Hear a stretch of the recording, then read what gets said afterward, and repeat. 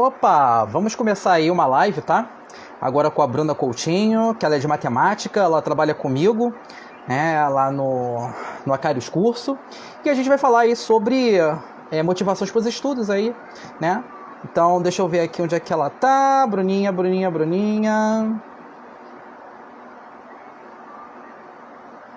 Aqui. Tô mandando.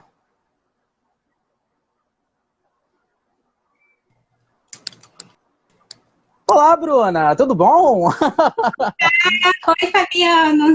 Tudo Tudo bem? bem, meu bem, tudo jóia. Deixa eu só tentar botar aqui fixar uma. Eu sabia como é que fazia para fixar uma pergunta, né? Mas enfim, fixar, né, o tema da live, mas tudo bem. A princípio, né, eu tô aqui falando. Primeiro a gente tem que se apresentar, né?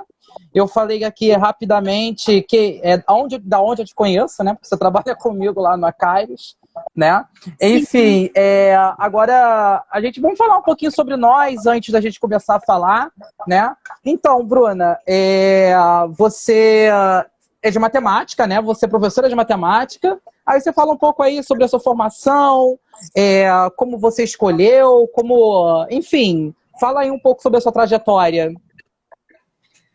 Então, meu nome é Bruna, sou professora de matemática e atualmente eu leciono, né, para alunos que estão no segundo segmento do ensino fundamental e eu também leciono para alunos que estão no ensino médio, né? E, Sim. assim, atualmente também trabalho com aulas particulares. E, assim, a minha trajetória é que eu morava em Nova Iguaçu. Aí, em Nova Uhum. Iguaçu, eu fiz lá o curso normal, então eu aprendi muito também, eu lidava com os pequenos. E, posteriormente, eu fiz, né, uma prova, e aí eu fui para a FRJ, e aí na FRJ eu cursei licenciatura em matemática. E, assim, um Uhum. ponto-chave, assim, na minha vida é que a licenciatura, né, sempre foi algo que estava presente, né? A matemática, querer ser professora, é algo que eu tinha, é um sonho que eu tinha desde criança. Então, por exemplo, quando eu tenho uma foto lá no meu Instagram, que eu estava no Uhum. CA, e lá eu tirei uma foto na mesa da professora, toda Oh. animada, achando que eu era Ai, que professora. bonitinho. E o meu sonho, né, desde aquela época, era ser professora. Então, qualquer pessoa que me perguntava, o que você vai ser? Professora. E aí, Olha, assim, excelente. hoje eu formada, né, e tal, trabalhando, a minha vida inteira foi isso. E, assim, eu consegui realizar um sonho desde criança, né? Nossa, o engraçado é que a gente tem muita coisa em comum nesse sentido. Primeiro que nós viemos da mesma casa, né, lá da Minerva, da UFRJ, e uma coisa que é em comum que a Faculdade de Educação, que é uma só instituição, que dá conta de toda a licenciatura da UFRJ, ou seja, de alguma forma a gente estudou no mesmo espaço, mas não no mesmo tempo, né? Ou seja, a gente esteve lá no mesmo lugar, né, vendo a aula com os professores da licenciatura, né? Nós aprendemos, né? Aliás, tudo aquilo que nós temos como teoria para aplicar na prática como professor, nós tivemos em comum, né? Que foram os docentes da Faculdade de Educação que nos passou, né? Como fazer essas práticas, como colocar tudo aquilo que nós aprendemos com o bacharel nas suas práticas educacionais, né? Ou seja, a gente tem tudo isso em comum, né? Eu vindo da área de humanas, de história, engraçado que ser professor para mim já não era uma das profissões assim, era uma das que eu gostava de fazer quando era criança. Quando era criança eu gostava de juntar meus bonecos, né? Ou então alguns colegas, né? E falar, olha, vamos brincar de professor. Eu sou professor, vocês são os alunos. Ou então depois a gente troca, né? Eu gostava de fazer essa brincadeira também. Mas eu só decidi mesmo ser professor depois do ensino fundamental, né? Que aí foi aquela coisa. Tem alguns teóricos que pesquisam isso, né? Sobre a grande influência que alguns professores, né, de matemática ou de outras disciplinas influencem sobre a gente. Eu tive uma grande influência de professores de área de história, né? Que me fizeram, olha, eu vou escolher pela disciplina de história justamente porque, nossa, o professor me deu uma aula que eu gostei, eu entendi, né? Então é uma coisa comum que a gente tem nesse sentido, né? Da gente planejar ali na nossa vida, primeiro fazer aquela organização, né? A gente organizar, começar a pensar, será que é isso que eu quero fazer mesmo? Então tá, então vamos ver na teoria como é que é. Vamos ter as aulas. Eu fiz pelo vestibular antigo da UFRJ. Eu entrei na UFRJ pelo vestibular antigo, né? Lá em 2007, 2008, antes do Enem. né? Aí eu fui lá e fui escolhendo, né? Olha, eu quero colocar isso tudo na prática. Então eu fui aprendendo, fui pegando as disciplinas e ao mesmo tempo revendo muita coisa que eu já tinha visto no ensino médio, no fundamental.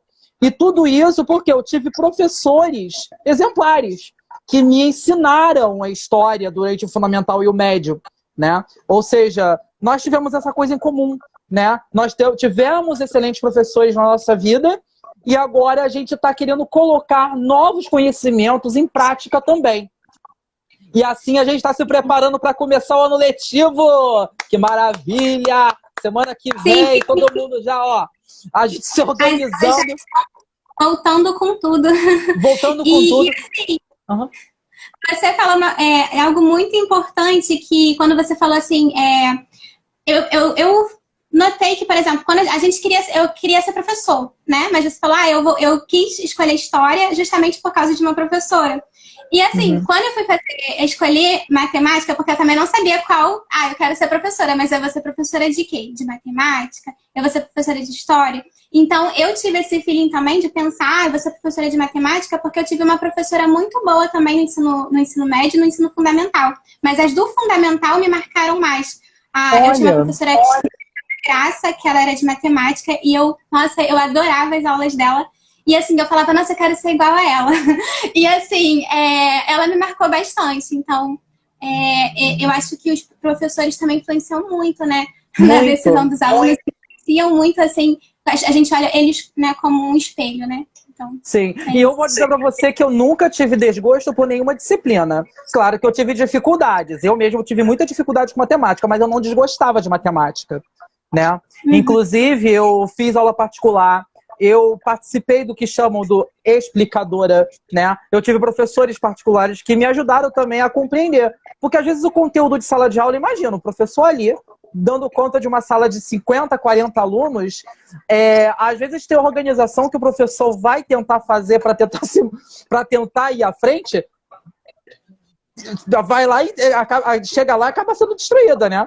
Mas a gente tem que aprender que acima da motivação que a gente tem, além dos professores que foram pontos motivadores para a gente estar aqui, a gente também tem que elaborar estratégias motivacionais para que a gente também continue naquele ano letivo no máximo de controle possível. É claro, né, que alguma coisa vai fugir da nossa linha, né? Tem filósofos que pensam isso, como Kierkegaard, Kierkegaard e também Nietzsche, que nem tudo está no nosso controle.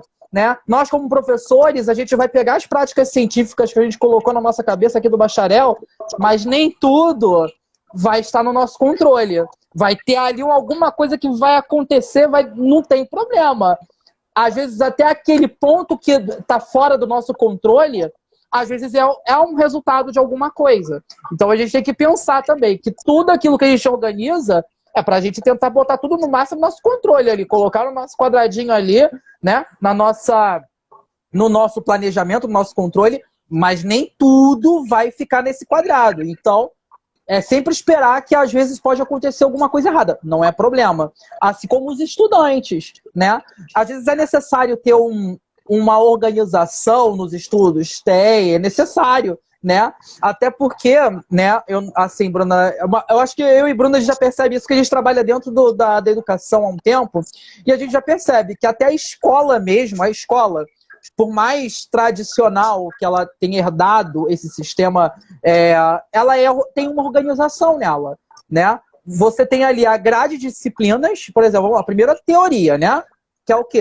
A grade de disciplinas. Matemática, português, redação, gramática, as disciplinas de ciências, biologia, química, física. Ou seja, primeiro tem a teoria. Ó, essa daqui é a organização que a gente está dando. Agora vamos organizar as turmas. Cada turma em um conjunto de sala, em uma sala. Essa turma aqui precisa ficar um pouco mais perto da sala da coordenação. A outra não precisa tanto, fica um pouco mais distante. Ou seja, a própria escola também cria um planejamento para se organizar, para justamente manter o controle ali daquela situação, daqueles estudantes, para justamente não dar errado no sistema que a gente conhece, nesse sistema tradicional. Então, às vezes, a organização entra para tentar fazer com que tudo fique o maximamente possível, né, ali motivado para os estudantes estudarem e para a direção também conseguir trabalhar, para os professores também conseguirem trabalhar. Os professores têm uma grade também de quais salas eles vão entrar naquele momento, na sua rotina do dia a dia, ou seja, a organização também é uma coisa muito motivacional, isso está muito presente nas nossas vidas, o tempo inteiro, né? Ou às vezes a gente precisa se adaptar, às vezes até para resistir, né?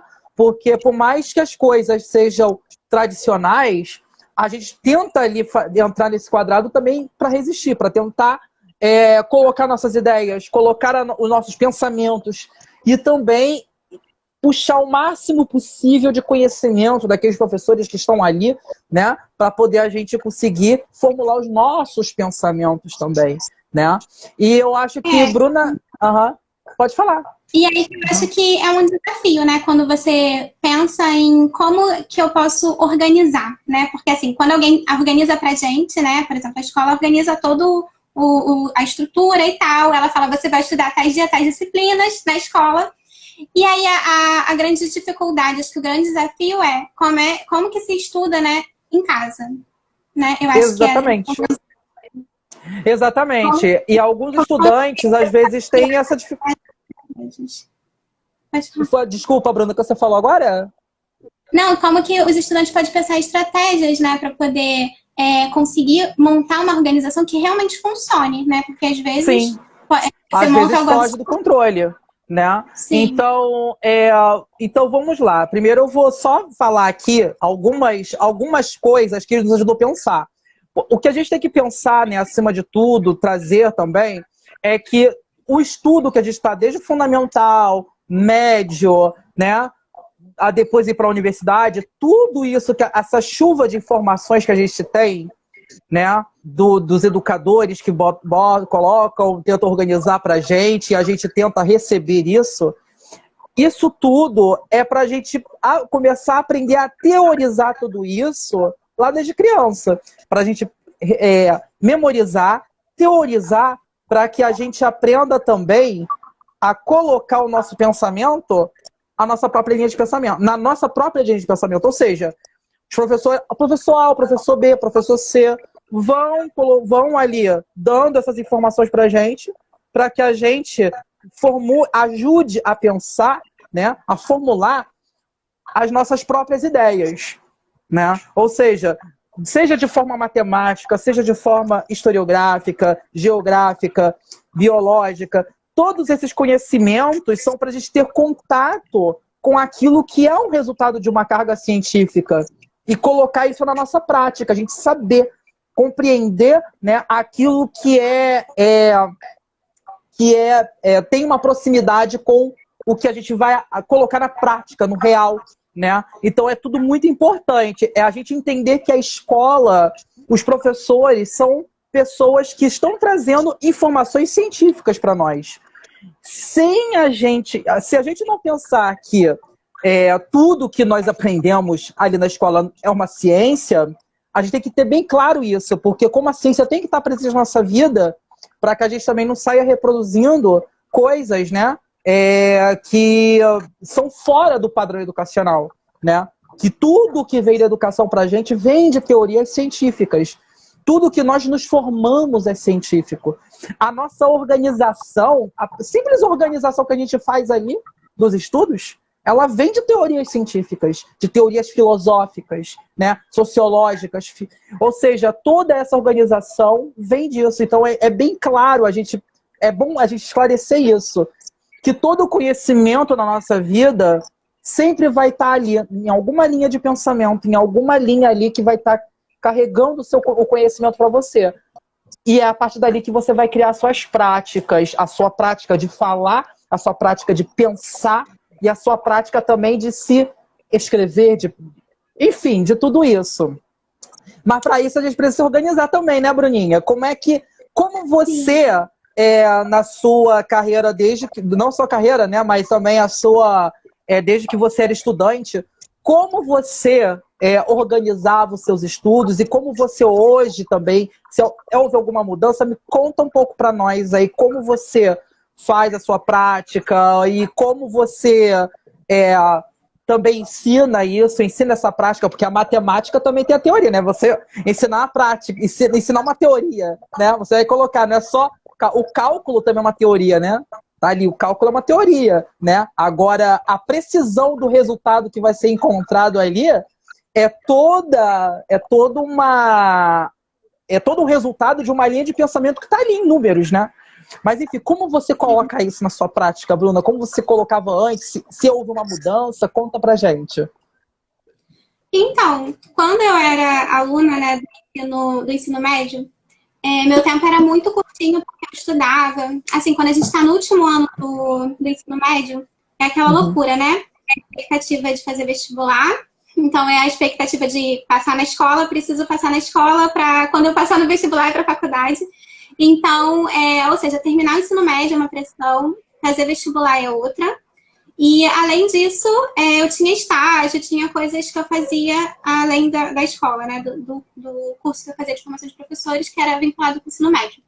E, assim, eu tinha pouco tempo na época, e era o ano que eu fiquei mais, assim, muito, assim, desanimada, assim, porque eu ficava, como é que eu vou estudar essa matéria toda? Tinha a matéria do curso, tinha a matéria da escola, e, assim, eu ficava nesse limbo, né? O que eu faço? E aí, eu comecei, assim, a ter dificuldades, né? Porque eu descobri que eu não sabia estudar da forma correta. Porque, sabe, eu costumava pegar, por exemplo, pegava o sábado, e aí no sábado eu estudava sem pausas, estudava sem organização, e aí eu ficava naquela coisa de, eu tenho que fazer isso, tenho que fazer aquilo, e aí ficava na ansiedade do que precisava fazer, sentia toda aquela dificuldade nas matérias, inclusive. E aí eu tive, inclusive, pessoas que me ajudaram, né? Professores que me ajudavam tirando dúvida e me orientavam, né? Olha, tira tal dia para você estudar isso, faz uma separação, uma divisão. A tais dias você vai estudar, sei lá, 3 matérias, no outro dia mais 3. Aos pouquinhos você vai revisando o que você viu na escola, o que você viu no curso. E aí você vai criando essa rotina, né? Então, assim, isso aí eu também não aprendi na época. Eu fazia do meu jeito, muito louco. Mas eu fui aprendendo, digo assim, né, aos poucos, né? Quando eu entrei realmente na faculdade, e aí eu já tinha muito mais assim, eu achei que foi um ponto positivo. Quando eu entrei na faculdade, eu só estudava as matérias da faculdade. Então, tinha trabalho, mas era algo voltado mais para pesquisa, então não me ocupava muito o tempo, mas me ocupava um certo período, né? E aí, quando eu cheguei na faculdade, é que eu tive mais essa coisa do eu tenho que me organizar para poder passar nas matérias, né? E aí foi o que eu mais, assim, senti essa necessidade, né? E é isso. Eu acredito que quando a gente estabelece metas, né? Por exemplo, para que eu estou estudando? Né? Quando você coloca uma meta, é um objetivo, né? Olha, eu tenho que estudar tais matérias porque isso aqui vai cair na prova, isso aqui é uma coisa importante que eu preciso estudar. Eu vou estudar hoje eu vou estudar esse assunto. Por exemplo, eu vou estudar, falar um assunto de matemática, eu vou estudar a equação do segundo grau. Então, eu vou estudar esse assunto hoje, porque foi um assunto que eu vi, né? E eu vou revisando esse assunto. E aí, como que você revisa, né? Eu costumo revisar através de flashcards, não sei se você conhece. Sim, sim. Esses flashcards são pequenos resumos, né? Que você pode fazer numa folha de ofício mesmo. E aí, você vai fazendo palavras-chave, conceitos-chaves. Por exemplo, se for de matemática, coloca lá a fórmula, coloca um exemplinho bem pequenininho. E aí você consegue fazer links, né? Quando você olhar aquele resumo que você fez, você consegue fazer link com a matéria.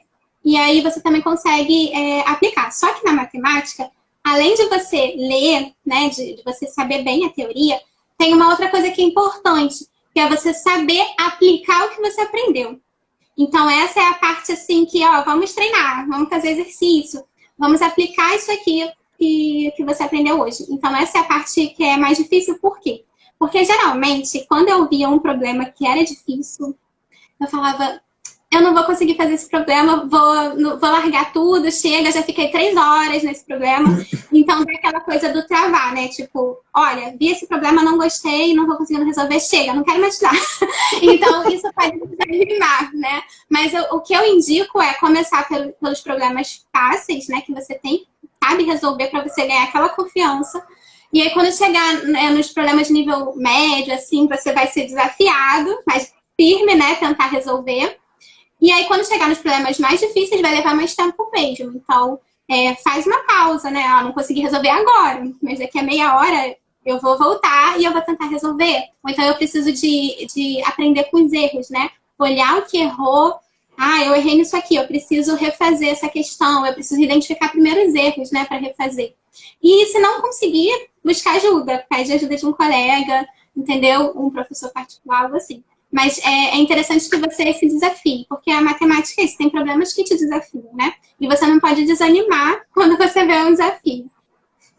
Pois é, eu comecei uma rotina de organização mesmo depois do ensino médio. Porque no ensino fundamental, eu ainda conseguia acompanhar algumas coisas.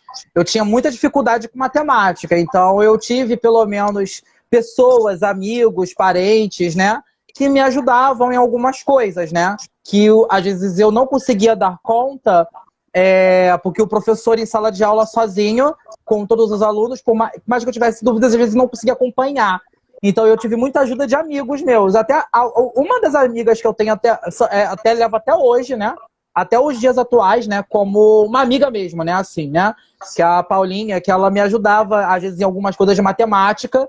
Quando eu não ajudava, a gente marcava um dia de estudo lá na casa dela, né? Na casa dos pais dela, e ela, o máximo que ela conseguia absorver, ela tentava tirar as dúvidas e repassava pra gente. No ensino médio também tive uma amiga também que fazia isso comigo também, que era a Dominique, que ela me ajudava. Às vezes ela, Dominique, não consegui pegar isso aqui. Aí ela ia lá, sentava comigo, eu ia na casa dela também, e ela me ajudava, né? A Vanessa, que era uma outra amiga que eu tinha também, essa daí sumiu, desapareceu da minha vida, né? Cada um contou sua história, né? Cada um tomou seu caminho. Mas ela também, várias vezes eu fui na casa dela para bater coisas de matemática e eu consegui me dar bem depois em algumas avaliações também, das 3 formas. Ou seja, a gente também saber pedir ajuda, né, quando a gente precisa, né? Às vezes, por mais que a gente seja um pouco fechado, quando a gente precisa, se eu não conseguir sair dessa, se alguém me ajudar, eu não vou conseguir sair dessa. Às vezes, reconhecer que a gente precisa de ajuda, às vezes, para sair de alguns caminhos, né? Mesmo que, às vezes, esses caminhos sejam muito torturantes, né? Você não pode... eu tô com um problema agora, minha nota tá muito baixa, né? Eu tenho que passar, né? Então, é sempre procurar ajuda, né? Toda ajuda necessária, né? Seja um parente, seja um amigo. E, às vezes, muita gente não tem esse acesso, né? Também, né? Procurar uma ajuda, às vezes, de um professor particular ou de um reforço escolar, né? E quando você estiver lá, você também tem que estar bem claro que você está pagando por aquilo, se você conseguir pagar por aquilo, se aquilo ali realmente está sanando as suas dúvidas, se aquilo ali está de verdade te ajudando perdão, a compreender aquele universo ali, principalmente o matemático, a língua portuguesa. E o que é uma coisa que é um dado muito preciso sobre as dificuldades que os alunos mais têm, né? A gente percebe que português, né, as disciplinas de português, que é redação, gramática, matemática, são as disciplinas que os alunos mais têm dificuldades, né? Eu já coloco nas costas do tempo escolar isso, né? Porque é muito pouco tempo para absorver a quantidade de disciplinas. E cada estudante tem seu tempo também, né? Então a organização vem para isso, né? Como eu me organizava lá já no ensino médio? Eu tinha a grade de disciplinas. Eu sempre eu usava fichário. Fichário! Eu usava um fichário. Então, o fichário tinha uma pastinha de plástico. E nessa pastinha de plástico eu colocava a grade de disciplinas ali. Eu me lembro até hoje de algumas grades que a escola me dava, eu fazia, né? Por exemplo, segunda-feira eu tinha os 2 primeiros tempos de matemática, os 2 tempos do meio de história, os 2 penúltimos tempos de sociologia e os 2 últimos tempos de artes, né? Isso na segunda-feira, né? Então eu tinha essa organização. Então eu via, quais são as disciplinas que eu mais tenho dificuldade? Olha, história eu só preciso memorizar de novo, né? Então eu vou dar uma lida, né? Então eu coloco para tentar pegar esse conteúdo, já que história é uma vez, duas vezes por semana, 2 tempos, são 2 tempos, 2 tempos não, 4 tempos, né? 2 tempos na segunda e 2 tempos na quarta. Então eu vou, da minha semana toda, eu vou deixar 1 hora para poder revisar o conteúdo de história, porque geralmente a professora dava uma matéria, né? Por exemplo, Revolução Francesa, ela acabava nesses 4 tempos que ela usava. 2 tempos ela dava teoria e nos nos outros 2 ela dava prática, que era exercício, atividades, né? Ou seja, eu tinha mais tempo tentando para estudar história, porque eu trabalho hoje em dia em escolas privadas e são só 2 tempos por semana, ou seja, ainda reduziu mais ainda, né? Então, aí pra gente conseguir adaptar tudo isso em 2 tempos é complicado. Naquela época eram 4, agora... E aí, matemática. Matemática, por mais que fossem 6 tempos, né, por semana, tinha um problema. Eu não conseguia absorver tão rápido. Então, eu organizava para colocar aquilo mais de uma vez por semana. Por exemplo, o professor de matemática, né? Eu tive vários professores de matemática. Um que foi muito presente na minha vida foi o Hugo, que ele hoje é dono de uma escola aqui na ilha, né? Ele era da prefeitura e agora é dono de uma escola, o Hugo. O Hugo, ele, no fundamental, ele, lá no 9º ano, antiga 8ª série, era na segunda, na quarta e na sexta que ele entrava dando aula de matemática. Então, eu botava na minha grade à tarde, eu desenhava, né, fazia minha própria grade, eu colocava. Esse conteúdo de segunda-feira, vou revisar ele em casa. Mesmo que eu precise da ajuda da minha madrinha, que me ajudou muito com matemática nessa época, vou lá, né? Ou então a Paulinha. A Paulinha, minha amiga também, me ajudava também, ia lá. Né? Ou seja, segunda, quarta e sexta, eu organizava minha própria grade. Ou seja, eu tinha a grade da escola, que ela me dava, e à tarde, à noite, eu tinha a minha própria grade de rotina. Se a gente não colocar uma rotina nos nossos estudos, eu me desorganizo todo. Né? Então tem que ter. Na segunda-feira tem que revisar todo o conteúdo de matemática que eu aprendi naquela segunda. Na quarta, a mesma coisa. Na sexta, a mesma coisa. Se eu ver que tem alguma coisa muito difícil ainda, eu tento colocar ali na quinta ou na terça mais um tempinho para tentar revisar o conteúdo de matemática. Né? Ou seja, priorizar aquilo que você tem mais dificuldades, como você mesma falou, Bruna.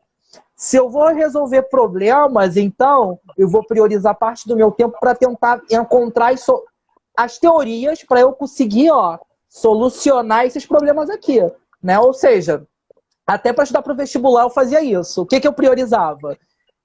Na época antes do Enem, o vestibular era organizado da UFRJ de disciplinas de humanas e as disciplinas de ciências, matemáticas e da Terra. Então, o que acontece? Para poder passar para a área de humanas, era só focar mais nas disciplinas de humanas. Porque as de matemáticas da Terra, se você, por exemplo, de 4 disciplinas, se você não zerar 2, você ainda passa. Né? Naquela época, não era o Enem. O Enem é outro sistema. Né? Então, aí, durante o meu vestibular inteiro, eu foquei nas disciplinas de humanas, porque eu sabia que eu ia fazer vestibular para humanas. Né?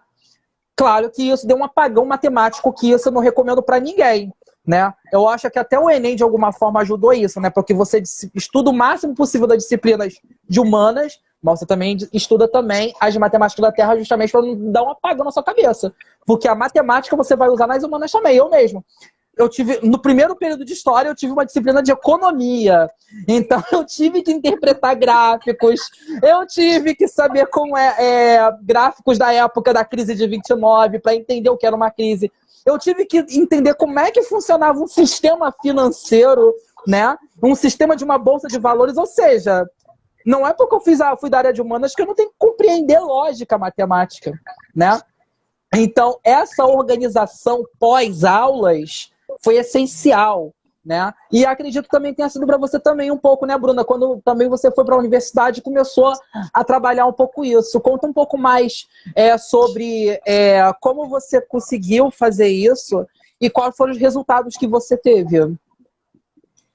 Bom, como eu falei, foi um processo, né? Quando eu entrei na faculdade, eu tive que me organizar e eu percebi isso quando eu comecei a tirar notas baixas, né? E aí eu ficava desesperada, eu falava, o que eu tô errando e tal, porque eu ficava às vezes estudando, tipo, uma matéria sem pausa e ficava naquela, né? Eu tenho que estudar, eu tenho que fazer isso. Então eu pegava e fazia, mas era aquela coisa, não tinha um objetivo claro, não tinha uma organização, né? Olha, todos os dias, é aquilo que eu falei, aos poucos, né? Se você mantém uma rotina, todo dia você estudando aquilo ali um pouquinho, mesmo que não seja por muito tempo, né? Você vai aprendendo, você vai verificando se o que você aprendeu, aplicando, né, o que você aprendeu. Então, é aos poucos, é uma coisa que vai ser construída, né? E quando eu percebi que eu precisava me organizar, é que e aí eu comecei, de fato, a me organizar, e eu vi que, por exemplo, aquela matéria que eu não passava, eu passei, eu tirei nota boa. Então, eu falei, nossa, então era isso, eu precisava disso, né? E também, assim, te dá mais confiança, né? Quando você estuda todos os dias um pouquinho daquele assunto que você tem dificuldade, quando chega na prova, você já tem mais confiança. Olha, eu estudei isso aqui, né? Você vai fazer aquela questão, você vai lembrar, olha, eu estudei aquele exercício, eu sei fazer aquela questão.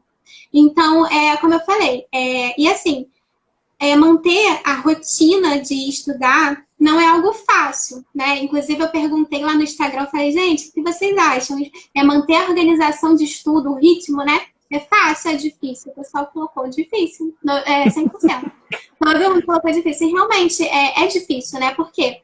Porque, assim, eu não sei, porque durante a escola, né, quando fez o ensino fundamental e o ensino médio, se os pais, às vezes, orientavam os filhos a separar um tempo para estudar, né? Eu não sei como que essa organização era feita em casa, para aquela criança, naquela época. E aí, quando chega, você vem do ensino médio, você não vem com esse hábito, né? Por exemplo, de estudar todos os dias um pouquinho naquele horário. Você não vem com esse hábito. Você acha que tem que estudar antes da prova, então acha que tem que estudar próximo, bem próximo da prova. Então, isso quando você entra para a faculdade, você vê, olha, eu não tenho esse hábito. E assim, criar esse hábito, né? Você vai ter que criar mesmo. Olha, eu não quero estudar, mas eu marquei que 2 horas, de 2 às 3, por exemplo, eu vou ter que estudar. Então, vamos lá, ter força, vamos estudar, porque tem que manter o hábito, né? Tem que criar esse hábito. E aí, isso aí você vai adquirindo aos poucos, né? Você vai montando essa rotina aos pouquinhos, depois isso vai virar um hábito, né? De estudar. Você, horário de estudar. E assim, o que eu percebi é que, por exemplo, às vezes eu montava um planejamento de estudo muito louco. Tipo, vou estudar direto, não vou ter pausa, vou estudar, sei lá, várias matérias em vários horários diferentes. E assim, algo assim, sem planejamento, né? E aí, o que fazia? Eu cantava e dava nota baixa. E aí, o que eu percebi? Que o planejamento de montar os horários, ter um planejamento, ter o objetivo do que você vai fazer, ter também as pausas, né? É essencial. Por exemplo, você não vai estudar um conteúdo 3 horas seguidas sem pausa nenhuma, né? Então, quando você coloca umas pausas, você consegue absorver o conteúdo, fez uma pausa, descansa, vai fazer outra coisa, vai jogar, vai fazer, sei lá, vai ver Instagram, mas não se perca. Não se perca nos posts. E aí, mas assim, tira 15 minutos, entendeu? Para descansar. Aí estuda mais 30, tira 15 para descansar, estuda mais 30. Algo assim. Ou então você faz pausas, faz, por exemplo, 15 minutos de estudo, 5 de descanso. 15 minutos de estudo, 5 de descanso. Você vai fazendo assim, e aí você não vai se cansar. Você vai vendo que você vai aprendendo, né? Você vai vendo seus pequenos avanços. E aí você vai fazendo isso aos poucos, né? E aí, tem um nome, inclusive, isso, né? Tem um nome de você estudar um pouco dessas 15 minutos de descanso. Oi? Tem um nome. É o método Pomodoro. Pois é. Eu conheci esse método Pomodoro, eu estava já no final do ensino fundamental, né? E era justamente assim, que, se eu não me engano, foi uma amiga minha que me repassou isso, eu acho que foi a Paula, não lembro se foi a Paulinha, não sei, que me repassou, olha, faz o seguinte, terminou isso, porque o que eu fazia? Eu fazia a minha gradezinha, né? Depois da escola, o que eu vou fazer? Eu organizava a minha gradezinha. Só que o que acontece? Eu fazia uma coisa que, esse horário ficava sem fim, eu ficava o dia todo fazendo tudo aquilo, né? Aquele material todo, né? De matemática ou de história, né? Eu ficava o resto da tarde, amanhã e o final da tarde todo fazendo aquilo, né? Eu não dava uma pausa, né? E o que acontecia comigo? Eu ficava muito ligado, Eu tinha que desligar um pouquinho, né? Dar uma desligada para não ficar direto, né? Então aí eu comecei, bom, é bom dar uma... Porque às vezes eu consegui... Naquela época eu não tinha tecnologias de redes sociais como temos hoje, né? Isso lá na minha 8ª série foi em 2002. Ou seja, a internet ainda não era a internet que a gente tinha todo dia, né? Em casa, né? Wi-Fi, tudo isso. A rede social daquela época estava começando a ser construída, que era o Orkut, mas eu não tinha ainda.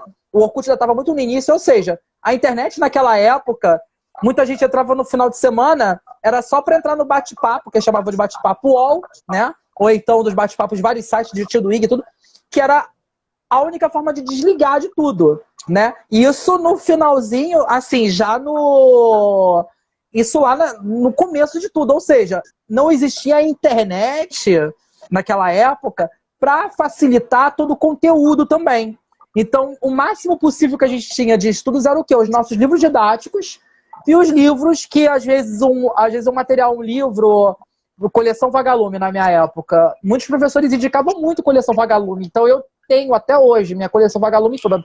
Na estante que está aqui do lado aqui da minha escrivaninha tem uma estante de livros. Eu guardo ainda a minha coleção Vagalume toda ali, né? E às vezes a coleção Vagalume para mim me ajudou ao quê? A melhorar a linguagem, a redação, a escrita, porque quanto mais você lê, melhor é a sua prática de escrita, melhor a sua oralidade, ou seja, ler, né, livros, né, bons livros que te motivam a também a escrever bem, a raciocinar melhor, né? Eu vejo muitos alunos meus, alguns alunos meus que têm às vezes problemas, né, às vezes com a escrita, e eles falam, professor, é porque eu não gosto muito de ler, porque é muito chato, eu não gosto muito de...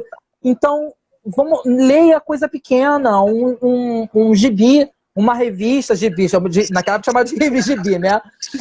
Quadrinhos, né? Tenta ler material assim que tenha material, né? Que você possa pegar, né? Uma revista que você goste. Muitas vezes naquela época lá criticavam algumas meninas das classes médias, né? Na época que tinha na minha escola tinha muitas diferenças. Tinha as meninas que tinham um pouco mais, né, de dinheiro e tinha as que não tinham, né? Que podiam comprar uma revista Capricho, uma revista Toda Teen, né? Mas aquilo ali, por mais que seja... é porque tá falando da vida de outras pessoas. É fofoca de banda de pop. Mas ali tá escrito numa linguagem ali formal, porque uma revista apresenta uma língua formal.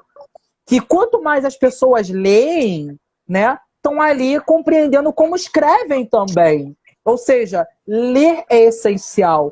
Não importa o tipo de material, às vezes, ler é essencial para poder ter uma boa escrita, né? Lá no Acairos, que é o trabalho que eu e a Bruna a gente faz, tem muito esse incentivo, né? De fazer as crianças lá serem incentivadas à literatura, né? Serem incentivadas a escreverem textos, justamente para poder bem. Porque, às vezes, até a linguagem matemática, você precisa compreender o texto, né? Ali um problema, você tem que compreender o que está pedindo ali, né? A demanda matemática e que palavras estão sendo utilizadas ali para você entender, né? Se aquilo ali é uma soma, se aquilo é uma divisão, se aquilo é uma subtração. Ou seja, as palavras que estão ali no texto ajudam você a compreender aqueles números ali, né? Ou seja, a literatura é essencial. Eu tive uma carga de literatura. Muita gente fala, mas você leu muita besteira quando era criança. Li muito Turma da Mônica, que eu ganhava da minha mãe. Minha mãe, inclusive minha mãe é analfabeta, mas ela sabia dessa importância que tinha de incentivar a minha literatura, né? Então ela comprava. O dinheiro que ela ganhava, eu vou comprar o gibizinho da Mônica, ela comprava, me dava, né? Aí teve uma época que a Disney, eu nunca gostei muito de Disney, né? Mas a Disney foi à frente da Turma da Mônica. Lançou os quadrinhos a R$1 na época, né? Enquanto a Turma da Mônica custava R$2,50, R$4, isso na época, né? Hoje em dia custa caríssimo, né? Nem 10, R$20, né? Então, vamos entender também que era o salário da época, né? Naquela época, o salário mínimo em 2002 era em torno de 300, 400 reais, né? Para uma realidade... Pois é. Para uma realidade que o salário mínimo é 1.000 e poucos reais, 10 reais um gibi, aí tá muito mais caro do que R$ 1, R$ 2 para 400, 500 reais. Certo? Tá muito mais... Ou seja, uma revista dessa tá muito mais cara hoje do que naquela época. Né? E comparando o valor para o salário. Né? Ou seja, naquela época eu me comprava. Às vezes tinha uma banca de usados de livros, um sebozinho que tinha aqui no bairro, aqui perto do Cacuia. Minha mãe comprava. Ela ia lá, comprava os gibis antigos. Todos eles... É uma coisa que eu não consigo me desfazer. Guardadinhos aqui na minha estante. Guardadinhos, né? Minha estante está quase caindo para se comprar uma nova. Mas está aqui, né? Muitos livros que eu vi na faculdade, também alguns... Aqueles que eu achei muito importantes para a minha compreensão, eu comprei fisicamente. Tem alguns aqui e alguns também lá no outro quarto, né? E alguns eu guardo até hoje em PDF. Eu guardo tudo no HD portátil. Tá aqui. Eu tiro do computador às vezes, porque eu desligo o computador, né? E tiro, né? Ele fica numa gaveta. Meu computador veio com uma gavetinha, né? Aí eu só encaixo, aí eu tiro. Tá aqui. Todos os PDFs, né, da faculdade estão aqui. Consegui resgatar de outro HD que queimou. Tá tudo aqui dentro. Muita coisa. Inclusive alguns livros que foram recomendados por você, Bruna, né? Lá da matemática, né? Tá tudo aqui. Eu guardo tudo aqui. Ou seja... A biblioteca hoje é física e também, ó, virtual também, né? Ou seja, isso tudo incentiva a gente, né? E com a literatura também, Bruna, eu aprendi que, isso já na faculdade, como o nosso mundo moderno, ele precisa dessa organização que a gente tem nos estudos, né? Para poder a gente ter uma prática de mundo, né? Do nosso mundo que nós temos, né? O Kant, Immanuel Kant, é um filósofo lá da época moderna, que ele fala sobre o conhecimento a priori e posteriori. Para você conseguir solucionar todos os problemas e trazer soluções, você precisa organizar o seu pensamento. Quem foi que pensou aquilo ali antes de mim? Você precisa organizar os seus estudos para você ter na sua mente um outro novo tipo de conhecimento que é posteriori, né? Max Weber é um outro pensador indo para os contemporâneos, que ele vai falar sobre uma ação social que é chamada dos tipos ideais, que é o quê? A nossa sociedade hoje em dia, republicana, até capitalista, né? Ela é organizada de alguma forma. Se essa sociedade não tiver organizada, se o nosso pensamento não tiver organizado, a gente acaba, de alguma forma, não conseguindo trazer resultados daquilo ali, né? Então a gente precisa se organizar a sociedade. Por exemplo, minha rotina de estudos. Eu consigo hoje em dia organizar, a faculdade faz isso, né? Em disciplinas, por exemplo, algumas disciplinas que é de uma área, né, de uma determinada área, por exemplo, da história. Tem as disciplinas ali de história moderna, tem as disciplinas de história antiga, tem as disciplinas ali de teoria da história, né? Ou seja, dentro da universidade eu consegui, né, ver quais são as disciplinas que têm a ver com aquilo que eu vou estudar, certo? Tem as disciplinas de educação. Aí já de educação já é outra coisa, já é outra separação. Tem as disciplinas ali que são dos fundamentos da educação. E tem as disciplinas de práticas da educação. Então eu fui para a área de fundamentos de educação. E ali eu consegui ter uma literatura para todo o material que eu produzo hoje de textos. Ou seja, a organização não só está presente no nosso espaço físico, né? A nossa cidade é uma organização, tá ali. Temos ali um centro de comando ali no meio da cidade, ali, né? Não, centro de comando é um termo meio esquisito, né? Que é o Estado, né? A prefeitura, o governo do Estado. E em torno daquilo ali tá ali, é organizado. Os hospitais, tudo isso tem uma organização, uma estrutura de organização. E nós, para a gente se adaptar e resistir nessa sociedade de chuva de informações, a gente também tem que se organizar, né? Para a gente colocar o quê? A nossa crítica, principalmente eu, a crítica a essa sociedade doida que a gente vive, também prática. Então tem que se organizar, né, acima de tudo, para colocar aquela teoria toda em prática.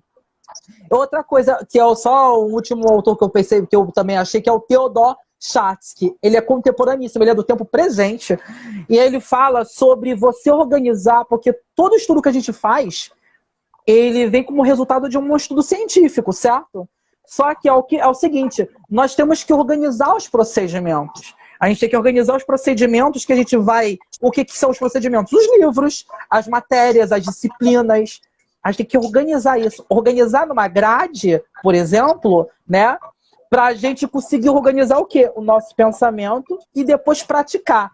Ele fala muito disso, como você organiza a teoria para colocar na prática. Como você organiza uma sociedade para que na prática ela seja aquela sociedade de uma forma. Ou seja, se você ir lá e organizar um movimento naquela sociedade, aquela sociedade pode reproduzir esse movimento. Assim como, se você souber organizar a sua mente, você vai também saber o que está sendo organizado ali naquela sociedade. Ou seja, é bom você estudar, saber, compreender, para você colocar tudo aquilo que você tem. Não só na linha de pensamento, mas as suas práticas, né? Ajuda você a construir novas práticas, né? Mas aí, e também, uma coisa também que a gente está falando, Bruna, você falou também da pausa de 15 minutos, né? Da prática Pomodoro, né? De estudos. Se você quiser, lá nos estudos, você entre os espaços de pausa, tem muitos jogos e brincadeiras que você pode fazer que podem te motivar também a te ajudar, né, a se organizar nos estudos também, né? Quer ver um brinquedo bobinho que te ajuda com lógica matemática? Cubo mágico. O cubo mágico, né? Eu tenho aqui um cubo todo bagunçado porque eu tô todo dia, né, tentando montar. Eu consigo montar só uma face. Aí daqui a pouco eu desmonto. Eu consegui montar verde hoje, né? Aí depois eu desmonto todinho, né? Isso aqui ajuda você a compreender lógica, né? Você montando essa face verde, você começa a perceber que tá começando a montar as outras faces também, né? Então tem toda uma lógica aqui, né? E isso aqui ajuda a gente a memorizar também, teorizar um pouco da matemática e também estratégia, tá? Que são alguns autores que ajudam muito nisso, né? Inclusive, por exemplo, você falou sobre organização, né? E assim, eu acho que o Planner, não sei se você conhece, mas o Planner é tipo uma agenda que ela é muito organizadinha e ela te ajuda a você conseguir estabelecer metas, estabelecer horário, o que você vai fazer em cada horário. Então, assim, quem inventou o Planner, nossa, merece um prêmio, porque, assim, hoje me ajuda muito, sabe? Tudo que eu vou fazer, eu anoto. Também tenho, assim, para organizar coisas, né, de resumo também, eu gosto muito do Trello. O Trello, ele é aplicativo, né? Então, você pega o Trello e você pode escrever todas as suas ideias, pode fazer várias coisas. E, assim, é algo que são ferramentas, né, que também ajudam nessa organização. E eu não sei quem foi que inventou. Não sei quem foi que inventou, mas com certeza estava nos autores que eu falei. Porque se você olhar a prática deles, tudo, você consegue separar ali tudo em tipologias, igual Max Weber, em tipologias. Você consegue organizar sua mente do que você vê posteriori e a priori e posteriori, né? Mas continue, Bruna, perdão. Não, então, e assim, nesses 15 minutos, né, como eu falei, é importante usar alguma coisa para você distrair mesmo. Então, como você falou, separar para jogar, tipo, fazer coisas produtivas também é bom, né? Tipo, tem também, por exemplo, o Tangram, não sei se vocês conhecem. Mas se você conhece, mas o Tangram, assim, para criança é muito bom. Você pode, tipo, vamos montar figuras, então propor que ela monte figuras naquele momento. E aí, ela montando figuras que você pode apresentar para ela com aquelas peças, ela vai estar reconhecendo as formas, né? Então, por exemplo, o que é um quadrado, um triângulo. Então, assim, eu acho que os jogos educativos, né, os jogos que são voltados, né, para o desenvolvimento, eu acho muito bom, né? E é algo que é produtivo. Então, pegar aqueles 15 minutos e fazer uma atividade como essa, nossa, vai potencializar ainda mais, né? E, assim, outros jogos assim, que eu acho que é bom, vai ajudar, né? Na verdade, vai ajudar na matemática a estudar, é um aplicativo que é o WordWall. Não sei se você conhece, mas ele tem vários resumos. Tipo assim, vai ser um tema que envolve regra de sinais e tal, de matemática, que envolve operações com números inteiros. Aí ele consegue acessar jogos que tem a ver com aquele assunto, e aí vai em forma de quiz. Então é algo que é muito legal. Você vai fazendo os exercícios em forma de quiz, você acha que você está jogando, está se distraindo, mas você está aprendendo um conteúdo. Então, esse aplicativo é muito bom. E tem outros também que eu gosto, mas eu não tô lembrada aqui o nome. Mas quando eu lembrar, eu vou colocar lá. Ah, lembrei agora. Kahoot. Não sei se você conhece. Kahoot, conheço. Eu já sou um pouquinho analógico, né? Eu já sou um pouquinho analógico. Eu uso, para me organizar o meu dia, minha rotina, eu gosto de usar Agora eu tô começando a me virtualizar, né? Eu uso a agenda do Google, né? Mas, assim, para poder colocar minha rotina, o que eu vou fazer nesse dia, as práticas. Quando eu trabalhei com a Bruna, quando eu trabalhei, mas quando a gente trabalha juntos, eu tenho uma coisa que é chamada o caderno de campo. O que é o caderno de campo? Eu, como professor já, né? É uma técnica que eu me apropriei da etnografia, da antropologia, que é o quê? Eu ali, enquanto eu estou dando aula para os meus estudantes, né, para os alunos, o que eu estou fazendo? Eu estou colocando e escrevendo no caderno, né? Depois que eu termino a aula, eu escrevo no caderno tudo aquilo que eu falei, o que eu fiz e algumas coisas que os estudantes trouxeram para mim, né? Que é o quê? É eu inserido naquele campo, o que eu produzi, pratiquei e quais foram os retornos que os estudantes me deram. Né? Eu tenho um caderno de campo lá na Caires que está lá no curso, lá está lá ainda guardado, mas eu também tenho um em casa também, que está no outro quarto, mas eu também tenho. É um caderno grande, né, de 10 matérias, porque eu gosto de escrever muito. Então eu coloco ali todas as práticas, ou seja, é uma forma de se organizar para saber, por exemplo, no nosso caso, que é saber o que o estudante ali aprendeu e o que ele teve mais dificuldades. Porque ali eu vou estar sempre revisitando aquilo dali, né? Porque a gente sabe que tem uma carga muito grande de estudantes pra gente, às vezes, né? Muito alta. Então, tem alguns pontos que a gente precisa anotar. Por exemplo, eu tenho uma turma de 40 alunos. Quais são as dificuldades que os alunos mais tiveram? Então, eu aponto ali as dificuldades. Então, ou seja, não é só deixar tudo no diário de classe. É ter um caderno para organizar isso, para justamente você fazer uma boa avaliação. Porque não adianta nada você se planejar e construir uma avaliação bimestral, né? Se a gente não pegar as dificuldades dos estudantes, olha só, isso aqui os alunos vão ter muita dificuldade. O que daqui eu posso tirar para ver se eles podem aprender? Será que eu vou, para não carregar muito nessa prova, e tentar reforçar esse conteúdo em sala de aula em algum dia, em algum tempo, né? Ou então, pegar esse conteúdo que eles mais aprenderam, que eles menos tiveram dificuldade, e colocar ali para praticar, para eles responderem na avaliação, na prova, né? Ou seja, ter essa organização também.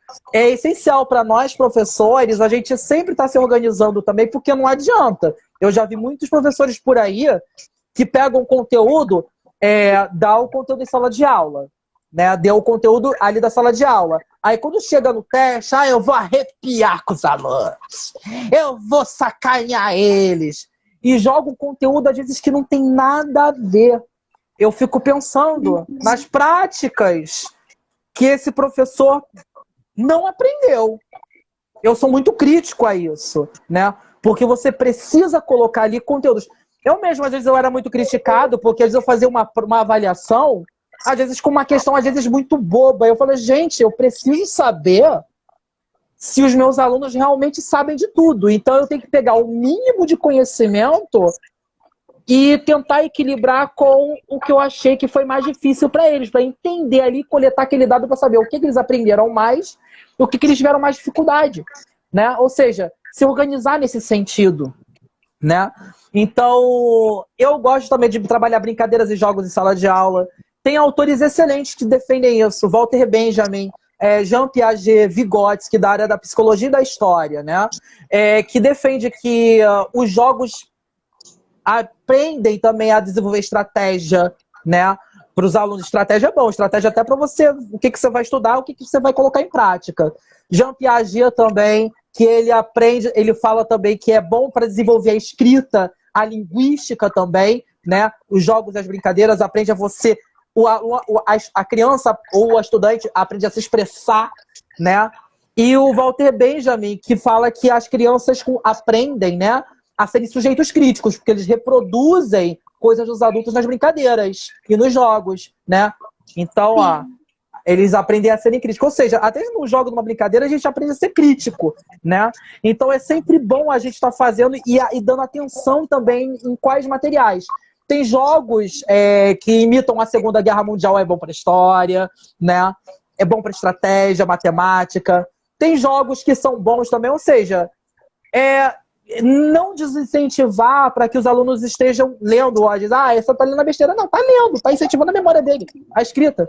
Um jogo é estratégia, às vezes é bom, mas aí tem que equilibrar estudos e esse tempo de jogos. E a estratégia Pomodoro também, ela é essencial para isso, para dar esse equilíbrio e dar também essa atenção para essas coisas legais, né? Que a gente aprende também e aprende a teorizar e praticar, né?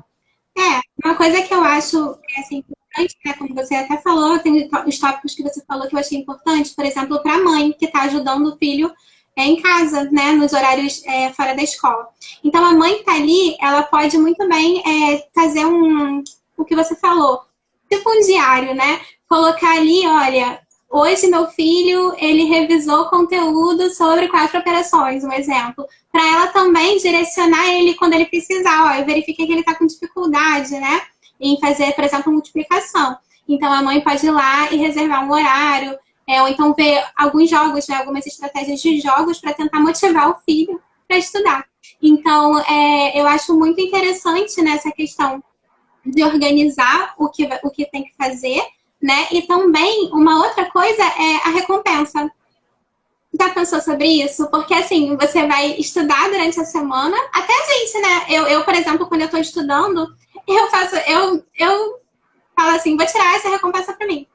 E a recompensa que eu digo os 15 minutos, né? Mas, ou então, depois do final do estudo mesmo, pegar e assistir uma série, por exemplo, de um filme que eu gosto muito.